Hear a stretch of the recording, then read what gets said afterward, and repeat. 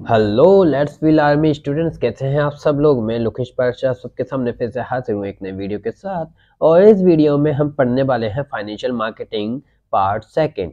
और इससे पहले ये तो हमारा हो गया कि हम क्या कर रहे हैं उस चीज़ की बात। लेकिन पहले मैं आपको बताना चाहूँगा, यार बड़ा डिसअपॉइंट हुआ आप सबसे यार।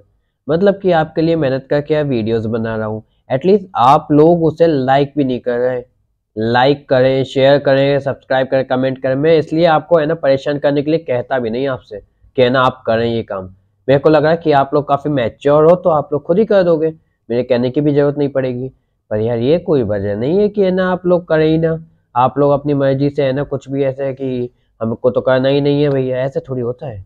थोड़ा देखो यार, थोड़ा आप ऐसे लाइक शेयर सब्सक्राइब कमेंट करोगे तो है ना क्या होगा, अपना चैनल थोड़ा ग्रो होगा, आगे तक पहुंचेगा, जिसकी वजह से हम कई सारे और टॉपिक्स को लाएंगे, कई सारे और टॉपिक्स पे है ना इश्यूज पे हम है ना ऐसे कंसंट्रेट करते हुए कुछ कम्युनिकेशन करेंगे, कुछ समझेंगे उनके बारे में। लेकिन जब तक यार हमको डिमांड नहीं मिल रही है तो सप्लाई कैसे करूंगा मैं। एक मैं कब तक ये चीज करूंगा। यार थोड़ा सा फीडबैक करो यार, थोड़ा सा ध्यान दो इस चीज़ पे कि है ना मैं इधर से कोशिश कर रहा हूँ तो आप लोगों को भी है ना कुछ उधर से ट्राई करना चाहिए कि है ना मैं मोटिवेट फील करूँ। मैं ये सोचूं कि हाँ मैं जिसके लिए काम कर रहा हूँ उन लोगों को काफ़ी अच्छा लग रहा है, तो मैं करता रहूँ। ठीक है ना। चलो अभी अपन है ना चलते हैं चैप्टर पे। और इस चैप्टर में हम सबसे पहले है ना इसके रिवीजन को देखेंगे। थोड़ा सा हम 5 मिनट भी नहीं, 2 मिनट में रिवीजन को खत्म करेंगे। पहले हमने फाइनेंशियल मार्केट का है ना जल्दी जल्दी करूंगा मैं ये। ठीक है। फूह, हमने देखो फाइनेंशियल मार्केट के बारे में जाना था। फाइनेंशियल मार्केट हमारा ऐसा मार्केट जो कि है ना हमको एक है ना प्लेसमेंट मतलब एक है ना प्लेटफॉर्म प्रोवाइड करता है जहां से हम जा करके अपने जो फाइनेंशियल एसेट्स हैं उनको सेल भी कर सके, परचेज भी कर सके बिना कोई रुकावट के। ये हमारा फाइनेंशियल मार्केटिंग का एक पूरा का पूरा प्लेटफॉर्म होता है। अब हम देखते हैं इसके फंक्शन में हमने इसके देखा कि है ना ये अपनी सेविंग्स को एक जगह से दूसरी जगह चैनलाइज करता है, मतलब एक जगह से दूसरी जगह मोबिलाइज करता है और उनको चैनलाइज करता है जिससे कि वो अच्छे से अच्छे यूज में लगाए जा सके। ये हमको है ना अपने प्राइस को डिटरमाइन करने में मदद करता है। ये प्रोवाइड करता है कि हम है ना जो हमारे फाइनेंशियल असेट्स है उसको इजीली से कैश में कन्वर्ट कर सके, मतलब provide liquidity to financial assets. ये है ना रिड्यूस करता है कॉस्ट ऑफ ट्रांजैक्शन को। ये इनके फंक्शंस के बारे में हमने देखा था। फिर हमने इसके है ना फंक्शंस के बारे में जो देखा उसके बाद हमने इसके है ना जो टाइप्स होते हैं उसके बारे में जाना था। इसके दो टाइप्स के बारे में हमने देखा था। इसका पहला टाइप होता है फाइनेंशियल मार्केट का कैपिटल मार्केट, दूसरा होता है मनी मार्केट। हमने मनी मार्केट के बारे में पढ़ा था। तो मनी मार्केट में मैंने आपको बताया था मनी मार्केट शॉर्ट टर्म के लिए लिए जाते हैं और ये है ना लेस देन 1 ईयर होते हैं। इसमें मैंने आपको जिस तरह से बताया था ना वो कुछ ऐसा था कि सॉरी कुछ ये था कि जो मनी मार्केट है ना वो शॉर्ट टर्म पीरियड के लिए लिए जाते हैं। और इनके है ना जो एडजेक्टिव मतलब जो कि एक है ना मोटिव होता है ना वो डिफरेंट वेज के होते हैं। वो सिर्फ कैपिटल को बढ़ाने के लिए नहीं होते, वो किसी और ही वजह से है ना इन मोटिव्स को इन मतलब इन शॉर्ट टर्म फाइनेंसिंग जो हर्डल्स आ रहे हैं उनको है ना सॉल्व करने के लिए हम लेते हैं किसको, हम मनी मार्केट को यूज करते हैं। अब हमने इसमें है ना 5 टाइप्स के मार्केट देखे थे। सबसे पहला हमने देखा ट्रेजरी बिल। ट्रेजरी बिल से मैंने आपको बताया था ट्रेजरी बिल एक ऐसा मार्केट, ऐसा बिल पेपर जो कि है ना कौन इशू करता है, आरबीआई। किसके बिहाफ में, गवर्नमेंट के बिहाफ में आरबीआई इशू करता है। इसकी जो लेस अमाउंट है वो 25,000 है और मोर अमाउंट का कोई लिमिट नहीं है, वो इन्फिनिटी तक जा सकता है। इन्फिनिटी जो कि आज के वक्त में है नहीं कुछ, है ना। तो इन्फिनिटी तक जा सकता है ये अमाउंट, हम ये जानते हैं इसको। और इसी के बारे में हम ये भी जानते हैं कि इसको जीरो कूपन बॉन्ड भी कहते हैं। और मैंने आपको याद करने का तरीका बताया था कि मॉडर्न वक्त में ट्रेजर किसके हाथ में है, गवर्नमेंट के हाथ में। तो ट्रेजरी बिल कौन इशू करेगा, गवर्नमेंट इशू करेगी। लेकिन गवर्नमेंट हर काम नहीं करेगी, तो गवर्नमेंट की तरफ से कौन करेगा, गवर्नमेंट का बैंक। और गवर्नमेंट का बैंक कौन सा है, रिजर्व बैंक ऑफ इंडिया। ठीक है। फिर इसके बाद मैंने आपको सेकंड के बारे में बताया था जो कि है हमारा कॉमर्शियल पेपर। कॉमर्शियल पेपर का मैंने आपको बोला था कि कॉमर्शियल पेपर एक पेपर की तरह दिख रहा है ना ये एक। तो इसमें है ना क्या होता है, एक जो इंसान है जो अपना है ना सामान सेल कर रहा है वो एक प्रोमिसरी नोट दे देता है कि मैं इस वक्त इस आदमी से इतने अमाउंट को ले रहा हूँ, आगे चल के इस दिन इतने बजे तक मैं इस आदमी को इतने रुपए ये वापस कर दूंगा विद इंटरेस्ट। तो ऐसी बात है वो एक नोट पे लिख के सामने वाले को दे देता है। ये एक तरह का अनसेक्योर्ड प्रोमिसरी नोट होता है। और जो ये प्रोमिसरी नोट है ना, ये कॉमर्शियल पेपर, ये एक तरह से याद करने का मैंने ऐसा तरीका बताया आपको कि इसको ऐसे ले सकते हैं जैसे कि मान के चलिए आपने है ना कॉपी में से पन्ना फाड़ा, पेपर फाड़ा और उसमें लिख के दे दिया। तो याद करने का तरीका अपन का इस तरह से अपन देख सकते हैं इसे। अब इसके मैच्योरिटी पीरियड हम देखते हैं कि इसकी मैच्योरिटी पीरियड मिनिमम तो है ना, इसकी मैच्योरिटी पीरियड 15 डेज होती है और मैक्सिमम 1 ईयर। ठीक है ना, किसकी? कॉमर्शियल पेपर की। अब हम अगले पे जाएं तो अगला हम देखते हैं इसी में कॉल मनी। कॉल मनी का मैंने आपको बताया था कि ये बैंक टू बैंक ट्रांजैक्शंस होती है। अब भाई शॉर्ट टर्म की बात अपन मतलब अपन है शॉर्ट टर्म लोन की बात कर रहे हैं, शॉर्ट टर्म कैपिटल की बात कर रहे हैं, जहां से हम लेते हैं, जहां से हम मतलब मार्केट से जहां से हम ले सकते हैं शॉर्ट टर्म बेसिस को कंप्लीट करने के लिए। तो कॉल मनी की बात हो रही है। अब कॉल मनी हम छोटे मोटे ट्रांजेक्शन्स तो करेंगे नहीं, उसमें हम बड़ी ट्रांजेक्शन लेंगे और बड़ी ट्रांजेक्शन बैंक एक बैंक से दूसरे बैंक पहुंचाएगी। अब क्यों? क्योंकि एक बैंक में जैसे है ना अभी अमाउंट आया नहीं है, कुछ दिनों में आएगा या फिर ना किसी अड़चन की वजह से आ नहीं पा रहा है, तो ऐसी वजह से ऐसे जब परेशानी आएगी तो एक कॉमर्शियल बैंक दूसरे कॉमर्शियल बैंक की मदद करेगी, जिससे कि इस वक्त में है ना ये एक कॉमर्शियल बैंक बच सके और कभी दूसरे को जरूरत पड़ी तो ये पहली कॉमर्शियल बैंक उसकी मदद कर सके। समझे ना इस बात को? हमें ये दिखाता है, इस तरह से बोलता है ये। अब इसकी जो वो मैच्योरिटी पीरियड होती है वो होती है 1 डे से लेके 15 डेज तक।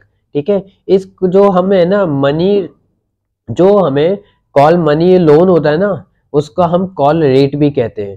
ठीक है, इसमें हमने ये जाना था कॉल मनी में, और ये बैंक टू बैंक ट्रांजैक्शन होती है, इसे याद रखना।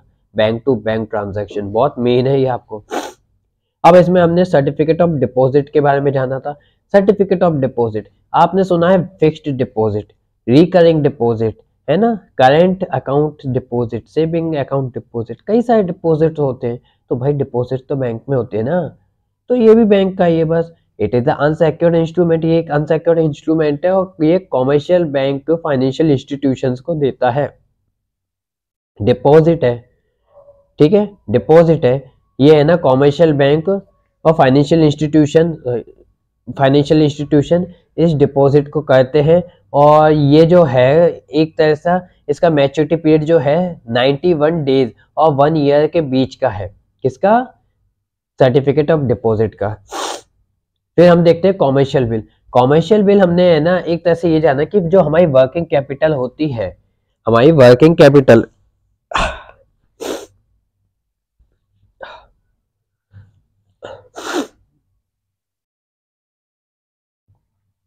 हमारी जो वर्किंग कैपिटल होती है ना, उसको मैनेज करने के लिए जो हम लोन लेते हैं उस लोन को हम कहते हैं कॉमर्शियल बिल से लिया गया लोन।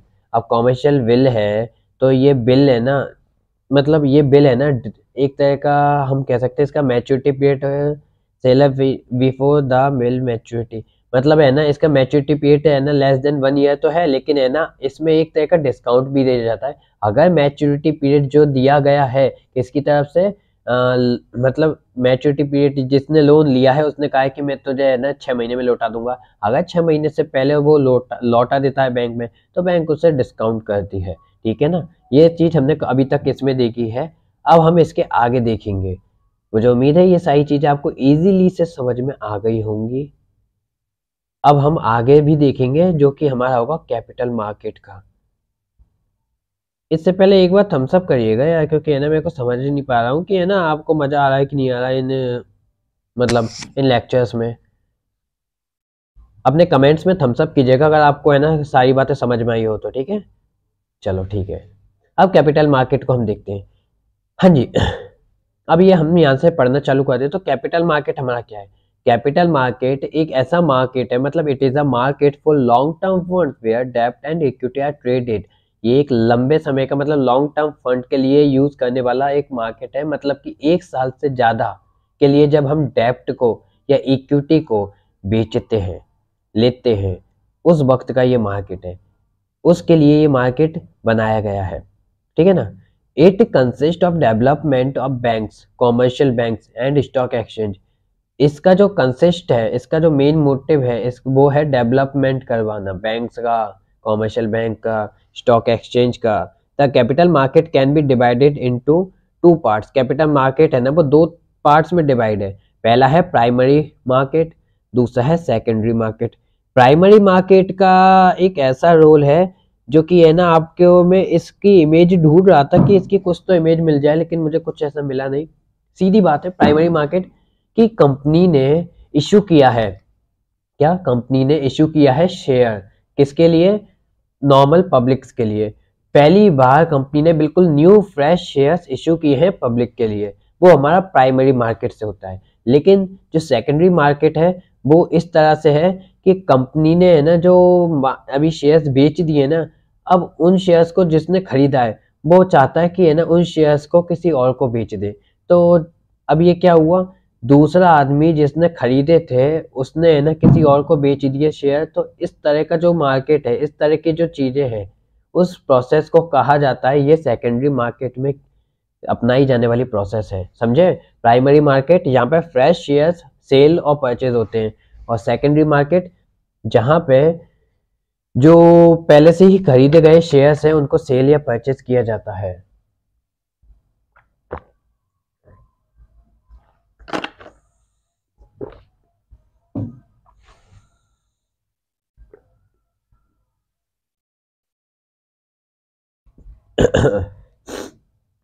हाँ, अब ये बताएं तो कि मेथड क्या होगा कि है ना प्राइमरी मार्केट के जो न्यू इशू शेयर्स हैं उनको कैसे इशू करते हैं, इसकी है ना क्या मेथड होंगे, क्या इसकी प्रोसेस होगी। तो इसकी सिंपल और सीधी सीधी प्रोसेस होगी, ऑफर दो। पहले तो हम बताएं ना कि भैया जिसको मार्केट में है ना हमारे शेयर्स चाहिए, आ जाओ, जल्दी जल्दी आ जाओ, समय की कमी है तो कृपया करके आ जाए, नहीं हम शटर बंद कर देंगे। इस तरह की घोषणा करनी पड़ती है, और घोषणा करने के बाद ऑफर दो प्रोस्पेक्टस, अलग अलग तरह से इन्वेस्टर्स को बुलाकर दो एडवर्टाइजमेंट, दो न्यूज़पेपर एंड मैगजीन्स, ठीक है ना, इस तरह से उनको बुला करके अपने शेयर्स के बारे में बताओ। फिर उनको ऑफर करो सेल के लिए, मतलब कि जो मैं सॉरी जो है ना इंटरमीडिएटरीज होते हैं ना, जैसे कि हमने बोल दिया कि एक इंसान को पकड़वा दिया कि है ना तू हमारे कंपनी के शेयर्स की प्रचार प्रसार कर, तू लोगों को आकर्षित कर, अट्रैक्ट कर कि है ना वो आए हमारी कंपनी के शेयर्स को खरीदे। अब ऐसे क्या बोलते हैं उसको, ब्रोकर। तो ऐसे ब्रोकर्स को हायर किया और ब्रोकर्स को काम पे लगा दिया, मींस ऑफर किया फॉर सेल, सेल कराने के लिए। फिर हमने प्राइवेट प्लेसमेंट दिया, किस तरह से, if it refers to the process in which securities are allotted to institutional investors and some selected individuals। ये एक ऐसी प्रोसेस है जिसमें कि है ना सिक्योरिटीज को अलॉट किया जाता है इंस्टीट्यूशनल इन्वेस्टर्स, मतलब कि जो है ना इंस्टीट्यूशंस के है ना इन्वेस्टर्स होते हैं, जो मतलब पहले से ही एक इन्वेस्टर्स है जो कि अपना काम ही है ना इन्वेस्टिंग करके उनसे मिलने वाले इंटरेस्ट से चलाते हैं, अपनी पूरी की पूरी लाइफ को आराम से ऐसे जीते हैं। और सम सेलेक्टेड इंडिविजुअल्स, और कुछ ही है ना सिंगल लोगों को। इस तरह से प्राइवेट प्लेसमेंट के बारे में हम देखे हैं। फिर हम देखते हैं इसमें ही हम देखते हैं राइट इश्यूज। राइट इश्यूज के बारे में हम देखें तो राइट इश्यूज हमारे होते हैं, राइट इश्यूज ये ना इसका, हाँ, राइट इश्यूज के बारे में हम देखें तो राइट इश्यूज हमसे कहता है it refers to the issue in which new shares are allotted, sorry, new shares are offered to the existing shareholders in proportion to the number of share they already possess।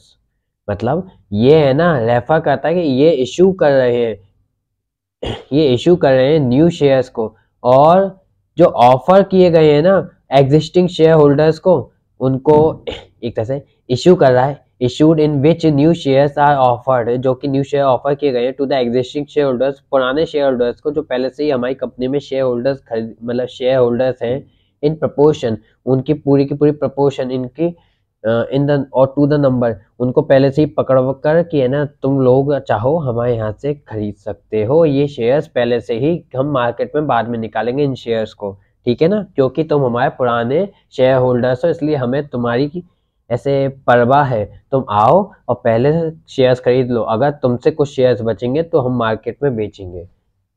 Fifth point आता है इसमें EIPOS, मतलब electronic IPOs. It is a method of issuing securities, दो online system, एक minute, ये E, it is the method of issuing shares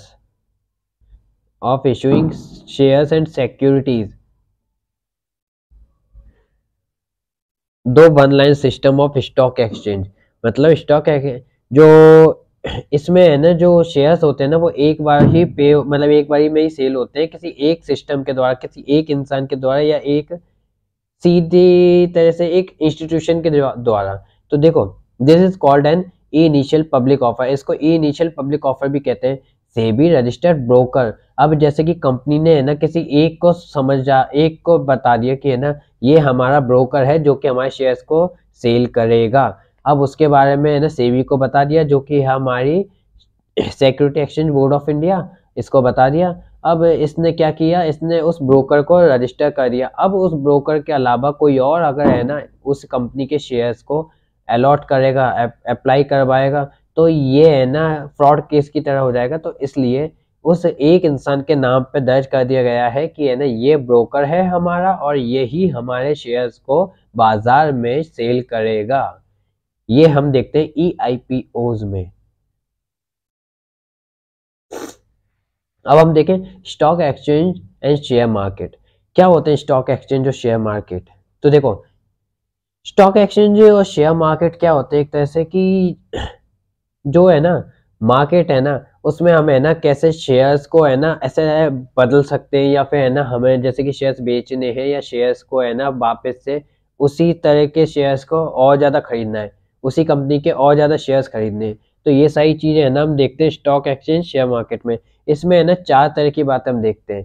providing liquidity and marketability to existing securities, stock exchange provide a ready and continuous market for the sale and purchase of securities. Stock exchange है ना तैयार रखता है एक ऐसा market जो कि है ना पहले से ही कॉन्टिन्यूस है, पहले से ही सेल और परचेज कर रहा है शेयर्स और सिक्योरिटीज की। देखो, स्टॉक एक्सचेंज मतलब कि security exchange board of India, SEBI के हिसाब, सेबी की बात हो रही है यहाँ पे। सेबी जैसे जो गाइडर्स होते हैं, सेबी जैसी जो इंस्टीट्यूशंस होती हैं, उनकी बात मैं यहाँ पे कर रहा हूँ। तो ध्यान रखना, उनके अभी इम्पोर्टेंस के बारे में हम पढ़ रहे हैं, ये कि है ना वो हमें क्यों जरूरी है। ये हमें इसलिए जरूरी है क्योंकि है ना ये पहले से ही एक ऐसा मार्केट है जहाँ पे पहले से ही सेल और परचेज किए जा रहे हैं सिक्योरिटीज को।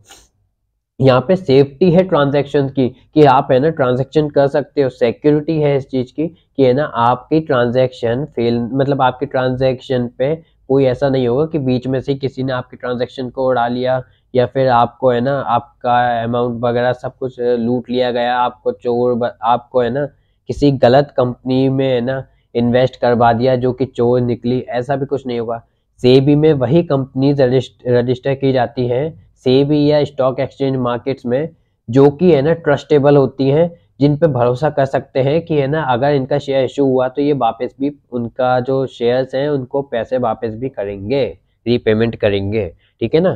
Pricing of securities sorry, stock exchange helps in constant valuation of securities. Stock exchange helps in constant valuation of securities which provide instant information to both buyers and sellers. जो information है ना valuation की, कि है ना share का rate अभी क्या है क्या नहीं है, अभी मार्केट में है ना किस कंपनी ने कितने शेयर्स कैसे निकाले, किस रेट पे, एट पार है, एट प्रीमियम या एट डिस्काउंट, ऐसी बातों को कौन बताता है, बायर और सेलर्स को यही स्टॉक एक्सचेंज मार्केट बताता है। ठीक है ना। और ये है ना किस तरह से बेस होता है, इसका बेस्ड फोर्स क्या है, इसका बेस्ड फोर्स है इसका डिमांड एंड सप्लाई। फिर इसमें फोर्थ पॉइंट हम देखें तो कॉन्ट्रीब्यूट्स टू इकोनॉमिक ग्रोथ, ये है ना इकोनॉमिक ग्रोथ में बहुत ज्यादा कंट्रीब्यूट करता है। अब आप सोचेंगे इकोनॉमिक ग्रोथ में कंट्रीब्यूट करता है, हाउ इट इज पॉसिबल।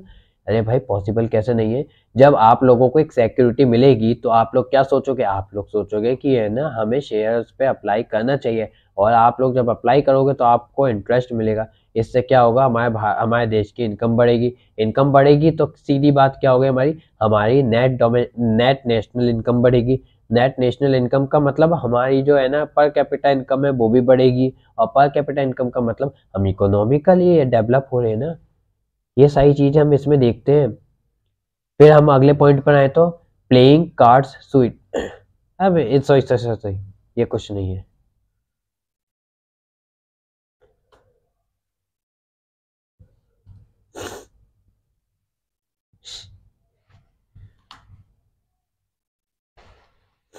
फिर हम फिफ्थ पॉइंट पे आए तो spreading spreading of equity cult, मतलब stock exchange help in educating public about investment in securities. जो सिक्योरिटीज के बारे में इन्वेस्टिंग की इंफॉर्मेशन है ना, वो पब्लिक को कौन देती है? वो देती है स्टॉक एक्सचेंज मार्केट, ठीक है ना। अगर है ना कोई नौसिखिया है, अगर वो नौसिखिया गलत जगह पे पैसा लगाएगा तो कोई उसके लिए तो बुराई है ना। तो वो उस नौसिखिया को सिखाएगी कि कहाँ पे तुझे पैसा लगाना चाहिए। ये सारी चीजें हमारी करती है stock exchange board of India. अब हम देखें providing scope for speculation. Stock exchange provides a scope within the provision of law for speculation in a restricted and controlled manner. जो स्टॉक एक्सचेंज है ना, वो एक स्कोप प्रोवाइड कराती है कि आप लोग यहाँ पे बैठे बैठे है ना अपनी पूरी जिंदगी निकाल सकते हो। भाई आपके साथ लॉ है, आप है ना आराम से देखते रहो और अच्छे से है ना इन्वेस्ट करते रहो, आपको है ना उसका फायदा ही मिलता रहेगा। अगर अगर आप है ना थोड़े से सही खिलाड़ी हुए इसमें, तो आपको फायदा ही मिलता रहेगा और आपका बढ़िया से जीवन कटेगा। इसमें स्कोप दिखता है इन लोगों को, स्कोप दिखाते हैं ये लोग इसमें। इसको कई लोग सट्टा बाजार भी कहते हैं, पता है। अगर है हमारा ये जो ट्रेडिंग प्रोसेस, मतलब ट्रेडिंग प्रोसीजर है ऑन अ स्टॉक एक्सचेंज का जो ट्रेडिंग प्रोसीजर है वो क्या है? देखो ट्रेडिंग प्रोसीजर की बात है तो सबसे पहले ट्रेडिंग कैसे कराएगी? वो ब्रोकर को सेलेक्ट करेगी। ब्रोकर से कहा इधर आ बेटा, इधर आ, इधर आ। ब्रोकर आया, हाँ जी बताएं। अब ब्रोकर से कहा प्लेसिंग द ऑर्डर, ऑर्डर ले, ऑर्डर जो भी मांग रहा है उसका ऑर्डर ले, चल चल। अब ऑर्डर लिया उसने। अब ऑर्डर लेने के बाद जितने ऑर्डर आ गए उसको एग्जीक्यूट करना कि चल सामान पहुंचा, एग्जीक्यूट कर, सामान पहुंचा चल। तो एग्जीक्यूट करा दिया। अब एग्जीक्यूट करा के जब सामान वहां पे पहुंच गया, मतलब शेयर्स को उनको दे दिया, तो क्या कहेंगे? सेटलमेंट करवाना कि अब चल इधर आ और उन सबका बिल लेके आ, उन सबके पास से जो उनका अमाउंट है वो लेके आ, तो सेटलमेंट करवा। तो बस ये सारी बात कौन कराएगा? Trading procedure on a stock exchange. Stock exchange के ट्रेडिंग प्रोसीजर है ये, ट्रेडिंग मेथड है ये, ठीक है ना। सिलेक्शन ऑफ ब्रोकर, ब्रोकर को सेलेक्ट करना, प्लेसिंग द ऑर्डर, ऑर्डर को प्लेस करना, एग्जीक्यूट करना ऑर्डर को, और सेटलमेंट करना। ये हो गई हमारी आज की क्लास, और मुझे यकीन है आपको आज की क्लास काफ़ी ज़्यादा इंटरेस्टिंग लगी होगी। अगर आपको कोई भी डाउट है तो प्लीज़ प्लीज़ प्लीज़ कमेंट में पूछिएगा। और एक बात तो कमेंट में थम्स अप वगैरह कुछ दिखाइए यार, जिससे कि आप मेरे को पता चले कि आपको है ना अपनी क्लास समझ में आ रही है। और लाइक शेयर सब्सक्राइब में कमी मत रखिए यार, अरे बड़ा बुरा लगता है यार, ऐसे थोड़ी करते कोई। चलो लाइक कर देना, ठीक है, लाइक कर दो अभी, पहले पहले लाइक कर दो जल्दी, ठीक है। बाय, मिलते हैं अगली वीडियो में, गुड नाइट।